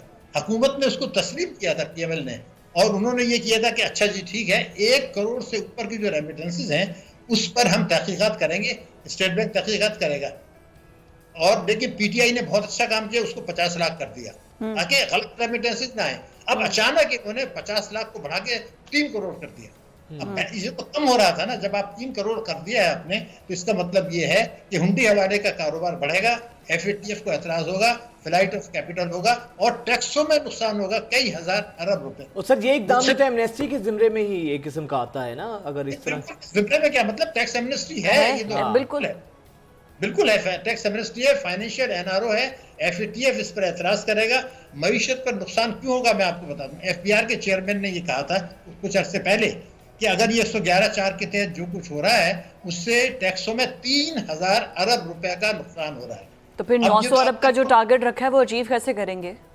تو یہ اس کے لیے منی بجٹ میں نے آپ کو پہلے بتا دیا, بالکل واضح طور پہ بتا دیا کہ پروپوزل یہی ہے کہ اگلے مالی سال میں جب بھی آئی ایم ایف کے پاس آئیں گے, اگر الیکشن ہوتے ہیں تو پھر دسمبر سے پہلے نہیں جا سکتے, اور اگر کچھ اور مسئلہ ہو جاتا ہے شاید پہلے چلے جائیں. تو دسمبر تک تو ہم نے چین سے بات کی ہے, ملاقات کی ہے وزیر خزانہ نے, اور ان سے یہ بتا دیا کہ جی آئی ایم ایف نے یہ کیا, ہم نے یہ کیا, تو آپ ہمیں بچائیں, اور وہ اپنے مفاد میں بچانے کی کوشش کریں گے کہ سی پی آئی کو نہ کریں. لیکن یہ جو منی بجٹ میں آئے گا جس کی میں بات کر رہا ہوں, چونکہ نئے قرضے کی درخواست دے رہے ہیں, اور یہ بجٹ سنجیدہ بجٹ نہیں ہے, یہ تو اسی توقع پہ بنایا کہ آئی ایم ایف سے شاید قسط مل جائے, نہ بھی ملے, مگر باقی قسطیں ہم نہیں دیں گے, ہم باقی قسطیں واپس کر دیں گے کہ جی اب ہمیں نہیں چاہیے کیونکہ جون میں پروگرام ختم ہو رہے ہیں. وہ جو پریشانی آئے گی, اور اس کی وجہ سے تعلیم اور صحت کا بجٹ بھی کم ہوگا. پھر آپ دیکھیں نا کہ اس میں تو 7000 ارب روپیہ تو ٹیکسوں کی وصولی ہدف سے کم ہے. سب سے بڑی بات تو یہ ہے. دوسری یہ کہ انہوں نے جو ان کو ریونیوز مل رہے ہیں ٹیکس اور ریونیوز کے, اس میں آپ صوبوں کا حصہ نکال دیں تو رقم بچتی ہے 6900 ارب, اور سود دینا ہے آپ کو 7300. تو آپ کے پیسے سے تو سود ہی ادا نہیں ہو رہا, تو ملک کی معیشت کیسے چلے گی؟ آلریڈی بورو کرنا پڑے گا سود اتارنے کے لیے. یہ تو پاکستان کی صورتحال ہے کہ ہم پرانے قرضے کی ایک سود کی قسط اتارنے کے لیے نئے قرضے لیتے ہیں. بٹ سر ابھی جو رشیا سے ہمیں ایل پی جی مل رہی ہے, پھر آئل کا کارگو ایک آ گیا ہے, ایران کے ساتھ ہماری گڈ ٹو گڈ ٹریڈ اب چل رہی ہے, مطلب بہت سے دروازے تو کھل رہے ہیں نا. اکانومی پہ کیا اس کے کوئی پازیٹیوٹی, کوئی امپیکٹ نہیں آئے گا؟ دیکھیے پاکستان ایک بہت بڑا ملک ہے, آبادی کے لحاظ سے 5واں بڑا ملک ہے, ہماری ایک اسٹریٹجک لوکیشن ہے, ہر سال کچھ نہ کچھ اچھے کام ہوتے ہیں. روس سے جو تیل ہے یہ ایک اچھا کام ہے, ضرور اچھی ہے, اور اس میں ہمیں کچھ نہ کچھ فائدہ ہوگا. لیکن ابھی آپ نے دیکھیے کہ بجٹ میں آپ نے پیٹرولیم ریویو کو کہا جی 60 روپے تک ہم دیں گے. ابھی انہوں نے کہا ہے, جو کہ اس سے پہلے اس کو میں بھتہ کہتا ہوں. ایران کے ساتھ جو ہے نا آج کی آپ کی بات نہیں چل رہی, ایران گیس پائپ لائن کی جو بات ہے وہ 1993 سے چل رہی ہے, اور ایران دوست ملک ہے کہ اس نے ہماری سرحد پہ لا کے پائپ لائن بچھا دی, لیکن ہم نے امریکہ کے دباؤ پہ نہیں لیا. تو کچھ اچھے کام ضرور ہو رہے ہیں. امریکہ نے ہمیں اجازت دی ہے, جیسے بھارت کو دیا کہ آپ اس سے تیل لیں اپنا روس سے, ہم نے اچھا قدم ہے. لیکن یہ کہ جو منفی چیزیں جو میں نے آپ کو بتائی ہیں اس کا اثر ان کے مقابلے میں جو چھوٹے موٹے فائدے ہوں گے یہ خون پتیاں ہیں جو ہر حکومت کرتی ہے, انہوں نے بھی کی ہے. بڑا ملک ہے, دنیا بھی ہمارے ساتھ تجارت کرنا چاہتی ہے, لیکن آپ جب پہاڑ جیسی غلطیاں کریں گے, IMF کے پروگرام کو توسیع کرا کے اور پھر دوبارہ میری بجٹ لائیں گے, اس کے جو منفی اثرات ہوں گے, مجھے خدشہ یہ ہے کہ جون جولائی میں, یہ تو حکومت جولائی کہہ رہی ہے, میں تو اس مہینے بھی کہہ رہا ہوں تھوڑا سا کم ہوگا, تھوڑا سا کم ہوگا. اچھا سر یہ بتائیں, بات مکمل کر لیں سر پلیز, پہلے بات مکمل کر لیں, اس کے بعد میں آپ سے سوال اس کا رہا تھا کہ ہماری مہنگائی جو ہے خطے کے ملکوں کے مقابلے میں اب بھی 4 گنا ہے, اور میرا اپنا خیال یہ کہ معیشت کی شرح نمو جو 0.3% یہ کہہ رہے ہیں یہ نہیں ہوگی, یہ شاید منفی ہوگی اس سال. جب منفی ہوگی تو غربت اور بے روزگاری دونوں بڑھیں گے, یہ اصل مسئلہ. سر اس وقت جو ایک بہت بڑا چیلنج وہ یہ بھی ہے کہ جو اپنا روپیہ ہے اس کو ڈی ویلیو ہونا ہے, ڈالر کی اڑان کو بھی روکنا ہے اور روپے کی قدر کو بھی ہم نے مستحکم کرنا ہے. تو اس کو سر کس طرح میٹ کر سکتے ہیں ہم, کیسے اپنے روپے کو ڈی ویلیو ہونے سے بچا سکتے ہیں؟ دیکھیے ہنڈی حوالے کے کاروبار کو اگر ہم اسمگلنگ کو نہیں روکتے, اس لیے کہ آپ کو میں بتاؤں کہ ابھی دیکھیے 9 مئی کے واقعات کو آپ لے لیں, اس وقت کھلی منڈی میں 286 روپے کا ڈالر تھا, آج جو ہے نا وہ تقریباً 303-304 کا ہے. اب ہم نے, آپ یہ دیکھیے کہ اس سال ہم نے اپنی امپورٹس کو روک لیا تھا, 17 ارب ڈالر کی امپورٹس آپ نے کم کر دی تھی. اب اگر آپ بڑے پیمانے کے اوپر معیشت کو چلانا تو امپورٹس تو بڑھانی پڑیں گی, یہ تو پریشر آئے گا. بنیادی چیز یہ ہے جو آپ کا سوال ہے, اگر آپ نے معیشت کو بہتر بنانے کے لیے اصلاحات کرتے ہیں تب تو روپے کی قدر, دیکھیے روپے کی قدر کسی چیز کا نتیجہ ہوتی ہے, خالی تقریر کرنے سے نہیں ہوتا. اگر وفاق اور صوبے ہر قسم کی آمدنی پہ ٹیکس لگائیں, شاہانہ اخراجات کو کم کریں, کابینہ کے سائز کو کم کریں, برآمدات بڑھائیں, ریمیٹنسز پر اتنا زور نہ لگائیں, 111.4 کے اوپر جو ہے اس کو منسوخ کر دیں. میرے خیال سے 1500 ارب روپے تو ہم غیر ضروری اخراجات ہیں اس میں کمی کر سکتے ہیں, اور جو ہم ٹیکسوں کی وصولی بڑھائیں اس میں GST کو کم کریں. جب GST کو کم کریں گے اور چوری روکیں گے انکم ٹیکس کی, تو وہاں سے آپ کی کاسٹ آف پروڈکشن جو ہے کم ہوگی, چونکہ شرح سود نیچے چلی جائے گی. جب کاسٹ آف پروڈکشن کم ہوگی تو برآمدات بڑھیں گی, تو پھر آپ کا تجارتی خسارہ کم ہوگا. یعنی یہ ہمارے اپنے اختیار میں ہے کہ موجودہ پالیسیوں کو یکسر تبدیل کر دیں, تب تو روپے کی قدر بہتر ہوگی, ورنہ روپے کی قدر میں جو دباؤ ہے. سر اگر کرنسی نوٹ کی ریویلویشن کو سوسائٹی میں یا کہیں پر بھی مارکیٹ میں روکا جائے اور سب کچھ ٹرانزیکشن بینکنگ تھرو کی جائے ایک پراپر چینل کے ذریعے, جیسا کہ ڈیولپڈ کنٹریز میں ہوتا ہے, کیونکہ سب کا سب ڈیٹا پھر جب اکاؤنٹ میں ہوگا تو وہ سب کو پتہ ہوگا کہ کس کے گورنمنٹ کے پاس پتہ ہوگا, فیکٹس اینڈ فگرز ہوں گے, اس کے اکارڈنگ وہ ٹیکسز کا تعین کر سکتے ہیں. اگر منی کی سرکولیشن کو, کیش منی کی سرکولیشن کو روکا جائے, پیپر منی کو, تو اس کے کتنے فائدے ہوں گے؟ دیکھیے آپ نے جو نقطہ اٹھایا ہے اس میں کوئی دو رائے ہو ہی نہیں سکتی, لیکن کیا ہم کرنا چاہتے ہیں یہ اس کا جواب ہے نہیں. اس کی وجہ بتا, 5000 ارب روپے کا نوٹ آپ کو لانے کی کیا ضرورت تھی؟ آپ زیادہ سے زیادہ 500 کا نوٹ رکھتے. ہم نے اشرافیہ کی معیشت ہے, ان چوروں کو, ٹیکس چوروں کو نوازنے کے لیے ہم 1000 کا نوٹ لائے, پھر ہم 5000 کا نوٹ لائے, پھر ہم 25000 کا پرائز بانڈ لائے تھے جو واپس لے رہے ہیں. تو کیا ہم معیشت کو دستاویزی بنانا چاہتے ہیں؟ جواب نہیں. جب آپ یہ کہہ رہے ہیں کہ جناب یہ 111.4 بھی رہے گا اور یہ ریمیٹنسز کو انکریج بھی کرنا ہے اور ان کا کاروبار بھی بڑھے گا, اس کا مطلب یہ آپ معیشت کو دستاویزی نہیں بنا رہے. دوسری یہی ہے, میں آپ کو جواب دے دوں. دیکھیے بینک ریکارڈ کی جو بات کر رہے ہیں, تو جو ریکارڈ آج حکومت کے پاس موجود ہے, بینکوں میں کتنے ڈپوزٹ ہے, کتنا منافع ملا, کتنا ود ہولڈنگ ٹیکس دیا, وہ ساری ڈیٹیل تو ان کے پاس موجود ہے. نہیں سر, بٹ وہ اس میں صرف وہ منی ہے جو وہ شو کرواتے ہیں. اب آپ نے کسی کو رشوت دینی ہوتی ہے, آپ کے پاس کیش پڑا ہے, بڑا ایزیلی آپ اپنا ڈیل کر لیتے ہیں اور گورنمنٹ کو پتا بھی نہیں ہے. تو 5000 روپے کا نوٹ اسی تو لایا گیا کہ ایک بنڈل آپ دے دیں, اس میں 10 کا پیکٹ دے دیں, رشوت آپ نے دے دی. جب جو آپ نے نقطہ اٹھایا ہے وہ ہے منی سرکولیشن کو کم کرنا, جو تیزی سے بڑھا ہے. حکومت نہیں چاہتی, موجود ماضی کی حکومت نے بھی نہیں چاہتی, فوجی حکومت بھی نہیں چاہتی, عمران خان نے بھی بڑھایا, سب نے مل کے بڑھایا, کیونکہ اشرافیہ کو نواز رہے ہیں. جس دن عوام کو یہ پتہ چل گیا کہ ان کے ساتھ کیا ظلم ہو رہا ہے, और उन्होंने इस चीज पर एहतजाज शुरू किया। फिर ये मनी सर्कुलेशन को कम करें, टैक्सों का निजाम जो है वो ठीक करें, इनकम टैक्स लगाएं, GST को कम करें, पेट्रोलियम ड्यूटी को कम करें, तब खुद ब खुद मईशत ठीक हो मईशत जाएगी। बेहतर हो जाएगी। ऐसे अमेंडमेंट्स करनी होगी। बहुत शुक्रिया शाहिद हसन सिद्दीकी साहब हमारे साथ मौजूद थे। अब गवर्नमेंट को बड़े प्रिकॉशनरी मेजर्स लेने होंगे अगर वो चाहती है कि हमारी इकोनॉमी स्टेबल हो जाए। लेकिन बात वही है कि मसला तरजीहात का है, मसला गवर्नेंस का है, मसला आपकी मईशत की दुरुस्त समत का होना है। हम हाजिर होते हैं एक ब्रेक के बाद।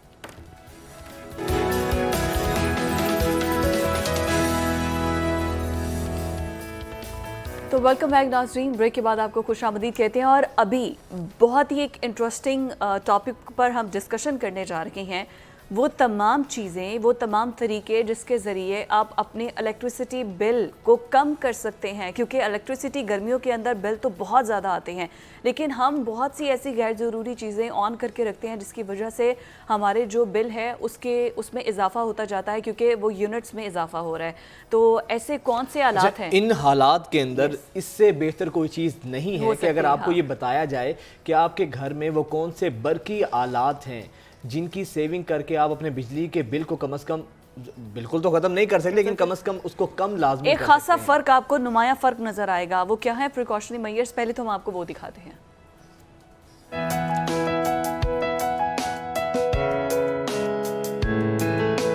हर घर में अपनी सहूलत के एतबार से बिजली से चलने वाली अशिया का इस्तेमाल किया जाता है, और बहुत सारे घरों में अक्सर ये देखा गया है कि जब बिजली का बिल आता है तो वो उन पर एक बम की तरह गिरता है, और वो बेसाख्ता ये कहने पर मजबूर हो जाते हैं कि इतनी बिजली तो हम खर्च ही नहीं करते थे, तो फिर बिल ज्यादा क्यों आता है। तो आज हम आपको घर में मौजूद अशिया और उनके बिजली के इस्तेमाल के हवाले से बताएंगे कि कौन कौन सी चीज कितने यूनिट तक बिजली खर्च करती है। Number 1, energy meter. Energy meter बिजली की तरसील करने वाले अदारों की जानिब से अपने सार्फिन की खर्च की जाने वाली बिजली का हिसाब रखने के लिए घरों से बाहर आम तौर पर मीटर लगाए जाते हैं। ये मीटर 2 तरह के होते हैं। डिस्क मीटर, इस मीटर में एक डिस्क लगी होती है जो बिजली के इस्तेमाल के हिसाब से चलती है। अगर ये डिस्क 600 चक्कर पूरे कर ले तो बिजली का 1 यूनिट इस्तेमाल होता है। डिजिटल मीटर, जिनमें सुर्ख रोशनी जल बुझ रही होती है। जितना ज्यादा बिजली का इस्तेमाल होता है, इस सुर्ख रोशनी के जलने बुझने की रफ्तार भी उतनी ही तेज होती है। ये रोशनी 3200 मरतबा जब जलती बुझती है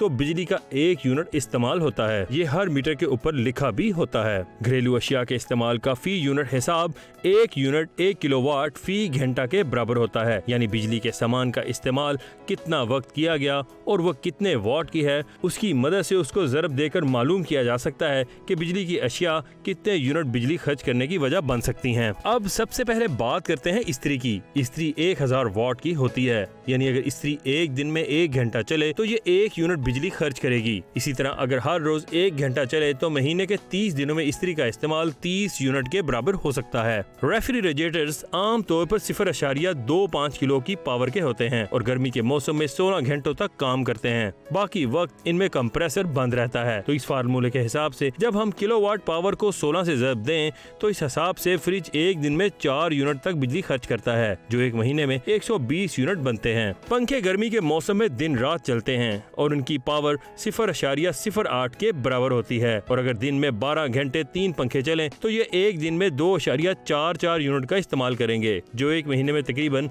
87 यूनिट खर्च करेंगे। एयर कंडीशनर्स गर्मी के मौसम में घर के बिजली के बिल में सबसे ज्यादा इजाफे का सबब बनता है। 1 टन के एक एसी 1200 से 1600 वाट तक की पावर का होता है, जबकि 1.5 टन का एसी 1800 से 2500 वाट का हामिल होता है, और एक 1.5 टन का एसी 1 घंटे में 2.5 यूनिट बिजली का इस्तेमाल करता है। जितने घंटे एसी चलाया जाए उतने ही यूनिट बढ़ते जाएंगे। इस तरह बिजली के बिल में इजाफा हो जाएगा। इसी तरह तमाम बिजली की अशिया का हिसाब लगाकर बिजली के बिल में कमी लाई जा सकती है।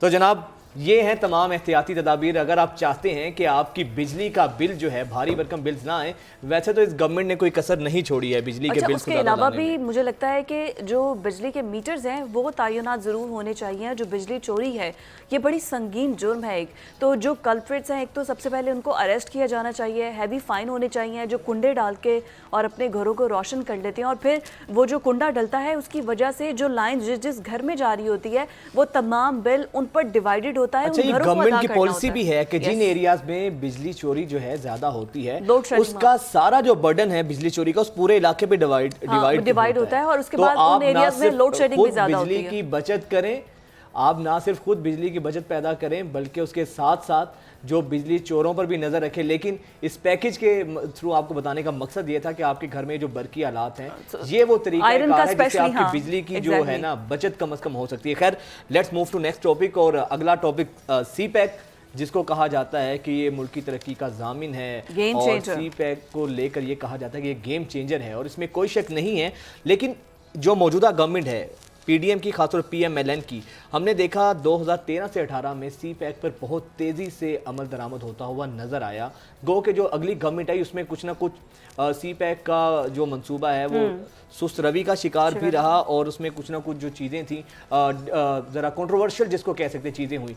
लेकिन अब की गवर्नमेंट ने एक दफ़ा फिर से सी पैक पर जो है तेजी से एक तो काम शुरू कर दिया है, दूसरा ये काम शुरू किया है। हाँ, एक तो सी पैक की सूरत हाल है, वहाँ पर तो काम तेजी से शुरू हो भी रहा है, which is very good.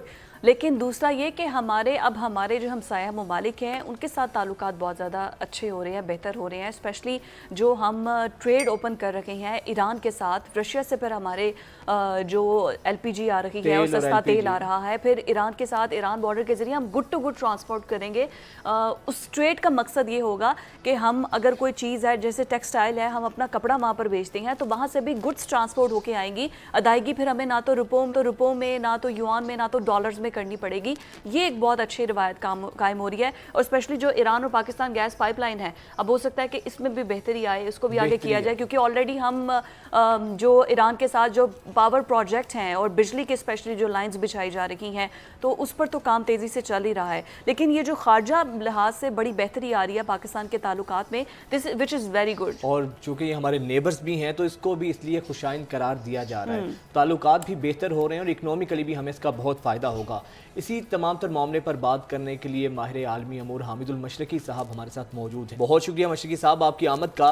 Sir ये बताएं, ये जो दुनिया करवट ले रही है और ख़ासतौर पे सी पैक के हवाले से फिर पाकिस्तान की अब जो बड़ी तेज़ी से बदलती खारजा पॉलिसी देख रहे हैं, ईरान हमारा हमसाया है, फिर चाइना के साथ, फिर रशिया के साथ तेल के हवाले से मुआहदे करना, कितना खुशाइंद है ये, क्या अहमियत है इसकी? जी थैंक यू वजाहत। देखिए बात ये है कि पूरी दुनिया में ना अब खारजा पॉलिसीज को बड़े अरसर नो तरतीब दिया जा रहा है। पूरी दुनिया में नए ताकत के ब्लॉक्स बन रहे हैं, दुनिया में नए ग्रुप्स बन रहे हैं और एक बात की अहमियत अब बड़ी वाज़ेह तौर पर समझी जा रही है और वो ये कि आपके जितने अच्छे ताल्लुकात आपके हमसाया ममालिक से होंगे, आप उतना बेहतर तरीके से अपने मुल्क की तरक्की के लिए काम कर सकते हैं, महंगाई और इकोनॉमी को मजबूत कर सकते हैं। देखें ये जो बार्टर सिस्टम के ऊपर पाकिस्तान ने ईरान और दूसरे ममालिक हमसाया ममालिक के साथ तिजारत का फरोग शुरू किया है, ये एक बेहतरीन तरीका है। दूसरी बात ये है कि पाकिस्तान ने वो जो कोल्ड वॉर का वक्त था, जैसे रूस और अमेरिका के ग्रुप्स थे, उससे पाकिस्तान निकल के अब पाकिस्तान ये कह रहा है कि हम तमाम आलमी ताकतों के साथ बराबरी के हुकूक रखेंगे और बराबरी के ताल्लुकात रखेंगे। ये मैं समझता हूँ कि आज के दौर में किसी भी मुल्क के लिए इंतहाई अहम है। इसके अंदर एक अहम बात जो मैं बार बार कहता हूँ वो ये कि पॉलिसी का तसलसल रहना चाहिए। खारजा पॉलिसी दुनिया के जितने बड़े ममालिक हैं उनकी खारजा पॉलिसी हुकूमतों के बदलने से बुनियादी जो पॉलिसी है वो तब्दील नहीं होती। पाकिस्तान की बदकिस्मती ये है कि जैसे अभी हम बात कर रहे थे कि जी 2018 तक तो सी पैक बड़ी तेजी से चल रही, फिर अगली हुकूमत आई, सी पैक पे किसी भी वजह से अगर काम स्लो हो गया तो बुनियादी तौर पर ये पाकिस्तान की खारजा पॉलिसी का फेलियर था। अच्छा अभी राइट एब्सोल्युटली, बट हामिद साहब मैं चाहूंगी कि जो हमारे स्पेसिफिक, एक तो सी पैक पर हम डिस्कशन करें, दूसरा ईरान के साथ बड़ी देर के बाद हमारे इस तरह से ताल्लुकात बेहतर हो रहे हैं और स्पेशली जो ईरानी डीजल है पहले इलीगली स्मगल होकर आता था, अब दोनों तरफ बॉर्डर पर मार्केट्स बनाई जा रही हैं। ये बड़ा खुशाइंद है, लोगों को भी घुलने मिलने का मौका मिलेगा और जो इलीगल स्मगल होकर अशिया आती थी अब वो बाकायदा एक मैकेनिज्म के थ्रू आएंगी। तो ईरान बॉर्डर पर और पाकिस्तानी बॉर्डर पर जो मार्केट्स बन रही हैं उस हवाले से भी अपने व्यूज़ शेयर कीजिएगा।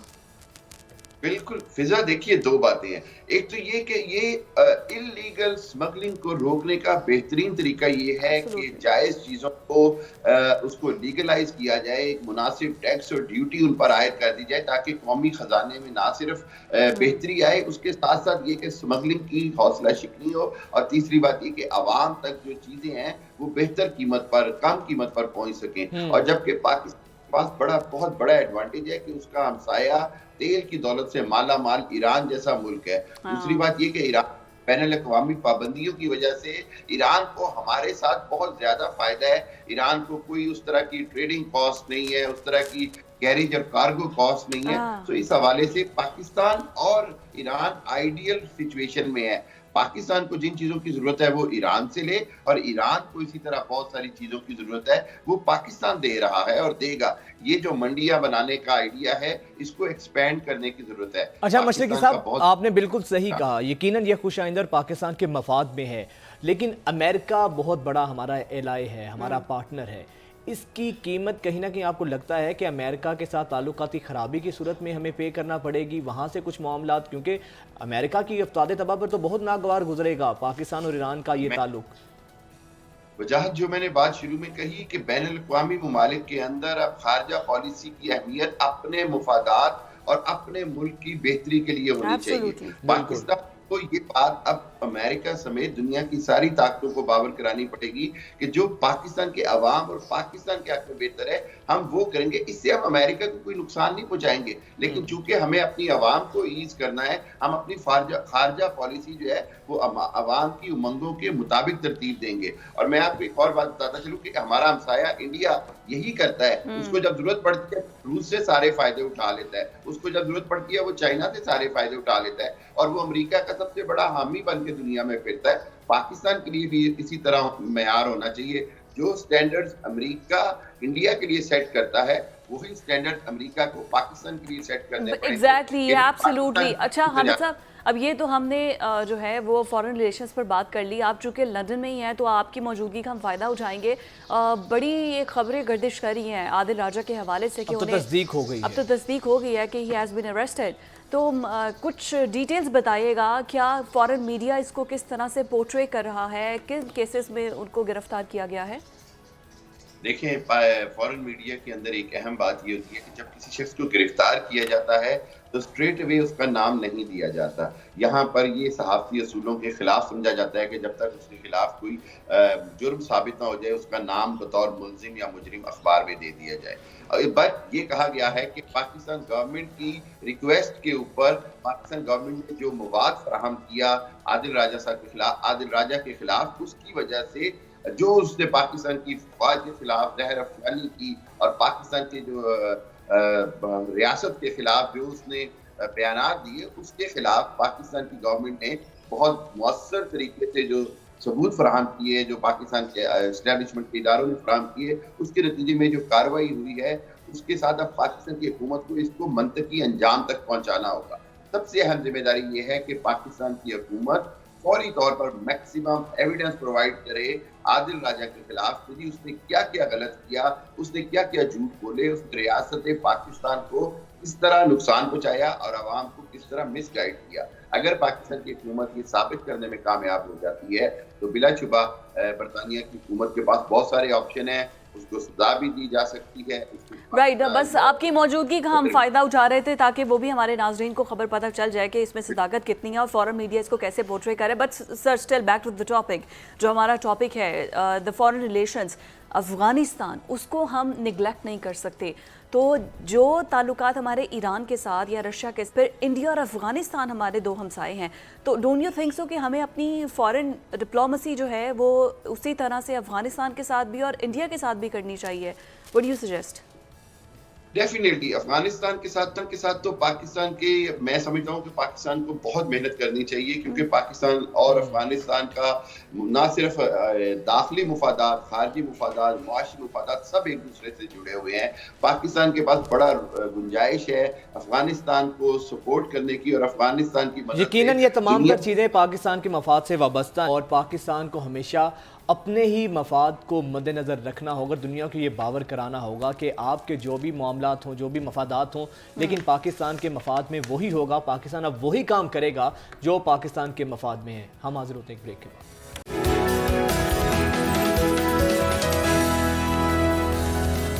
بریک کے بعد ایک دفعہ پھر سے آپ کو خوش آمدید کہیں گے. اور ناظرین, اب آپ کی ہم ملاقات اس ملک کی ایک ایسی باہمت ماں سے کروا رہے ہیں جو کہ لاکھوں کروڑوں ماؤں کے لیے مشعل راہ ہیں, اور ان کی ہمت اس لحاظ سے ان کو ہم کہہ سکتے ہیں کہ جنہوں نے اپنے رویے سے, اپنے ایک ممتا کی محبت کے ذریعے معاشرے کی تلخیوں کو نہ صرف جو ہے ان کو دھتکارا, معاشرے کی تلخیوں کو, لوگوں کے جو کڑوی کسیلی باتوں کو نہ صرف انہوں نے اگنور کیا, بلکہ خود اپنے بیٹے کے لیے بھی وہ ہمت کا باعث بنی, اپنے بیٹے کے لیے سٹینڈ لیا, اپنے بیٹے کے لیے سٹینڈ لیا. معاشرے کو جس طریقے سے انہوں نے نئی جہت دی ہے.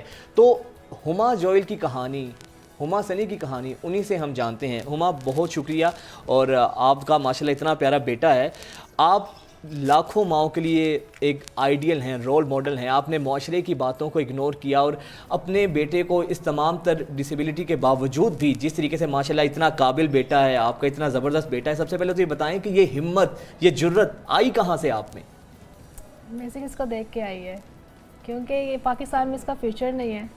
تو میرا ہے شوق کہ میں اس کو پڑھاؤں, اس کو کچھ قابل بناؤں, تاکہ معاشرے میں جو مائیں ان بچوں کو لے کے نا وہ تھوڑے سے اگنور ہوتی ہیں کہ نہیں میرا بچہ یہ نہیں کر سکتا, میرا بچہ یہ, ان ماؤں کے لیے ایک میں بیسک مثال دے رہی ہوں کہ یہ اپنے بچوں کو انکریج کریں, انکریج کر کے ان کو کچھ نہ کچھ بنائیں تاکہ وہ پاکستان کا ایک پورا. اسٹیفن ہاکنز کی مجھے اگزامپل سامنے آ گئی ہے کہ وہ دیکھیں, وہ بھی تو اسی طرح ڈسیبلٹی میں تھے, لیکن کیا ان کو اللہ نے شہرت دی ہے.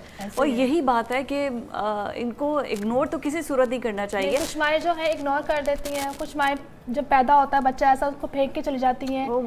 تو وہ میرے لیے تھوڑا سا ہوتا ہے کہ ماؤں کے لیے ایک بیسک یہ ہے کہ یہ بچہ ایک لکی ہے میرے لیے, ہمارے لیے گاڈ گفٹڈ ہے, میرے لیے, میرے ہسبینڈ کے لیے. نہیں, آپ کا یہ کریج, آپ کی ممتا کا پیار یقیناً بے شمار لوگوں کے لیے کافی لوگوں نے کہا تھا آپ کو لوگ کڑوی کسیلی ایسی باتیں تو کرتے ہوں گے بہت زیادہ. میں نے بہت زیادہ چیزیں فیس کی ہیں, اور میں کیا کہتے کیا تھے لوگ, کیا مسئلہ کیا کہتے ہیں میں کچھ کہہ نہیں سکتی ابھی میڈیا کے سامنے. بہت کچھ کہا ہے, بس میں نے برداشت کیا اور ہمت رکھی ہے اس کے لیے میں نے سب کچھ. اور دیکھیں آپ کی اس ہمت کے بدولت ماشاءاللہ کتنا باہمت بیٹا ہے. اچھا, اس کا پورا نام کیا ہے ذرا بتائیے گا؟ جوئل. ہاں, جوئل. ماشاءاللہ اتنے پیارے لگ رہے ہو آپ اس یلو ڈریس میں. یلو تو ویسے ہی میرا بڑا آئیڈیل کلر ہے. جوئل, یہ بتائیں کہ آپ کی ہابیز کیا ہیں, کیا کرتے ہیں آپ؟ پسند کیا ہے آپ کو؟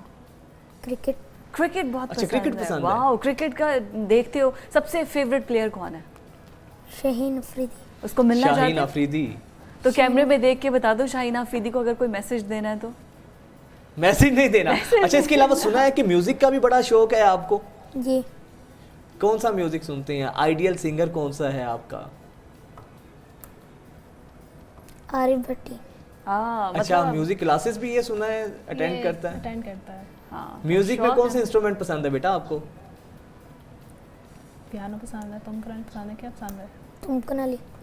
گٹار بھی ہے, اور گٹار بھی اس کو پسند ہے. تم آتی ہے, پیانو بھی ہے اس کا. اوکے. اور ہارمونیم بھی ہے. آپ کتنا گھنٹے اس کے ساتھ اس کو سپروائز کرنے کے لیے نارمل چائلڈ کی طرح آپ تو اسے ظاہر میں کرتی تھی, بہت زیادہ اس کے ساتھ اٹیچ تھی. پھر اس کے ٹیچرز جو تھے وہ کہتے تھوڑا سا اس کو اسپیس دیں تاکہ اپنے سارے کام یہ خود کرنا سیکھ لیں. پھر تھوڑی سی میں نے اس کو اسپیس دی, پھر میں جاب کرنے کے لیے نکلی باہر.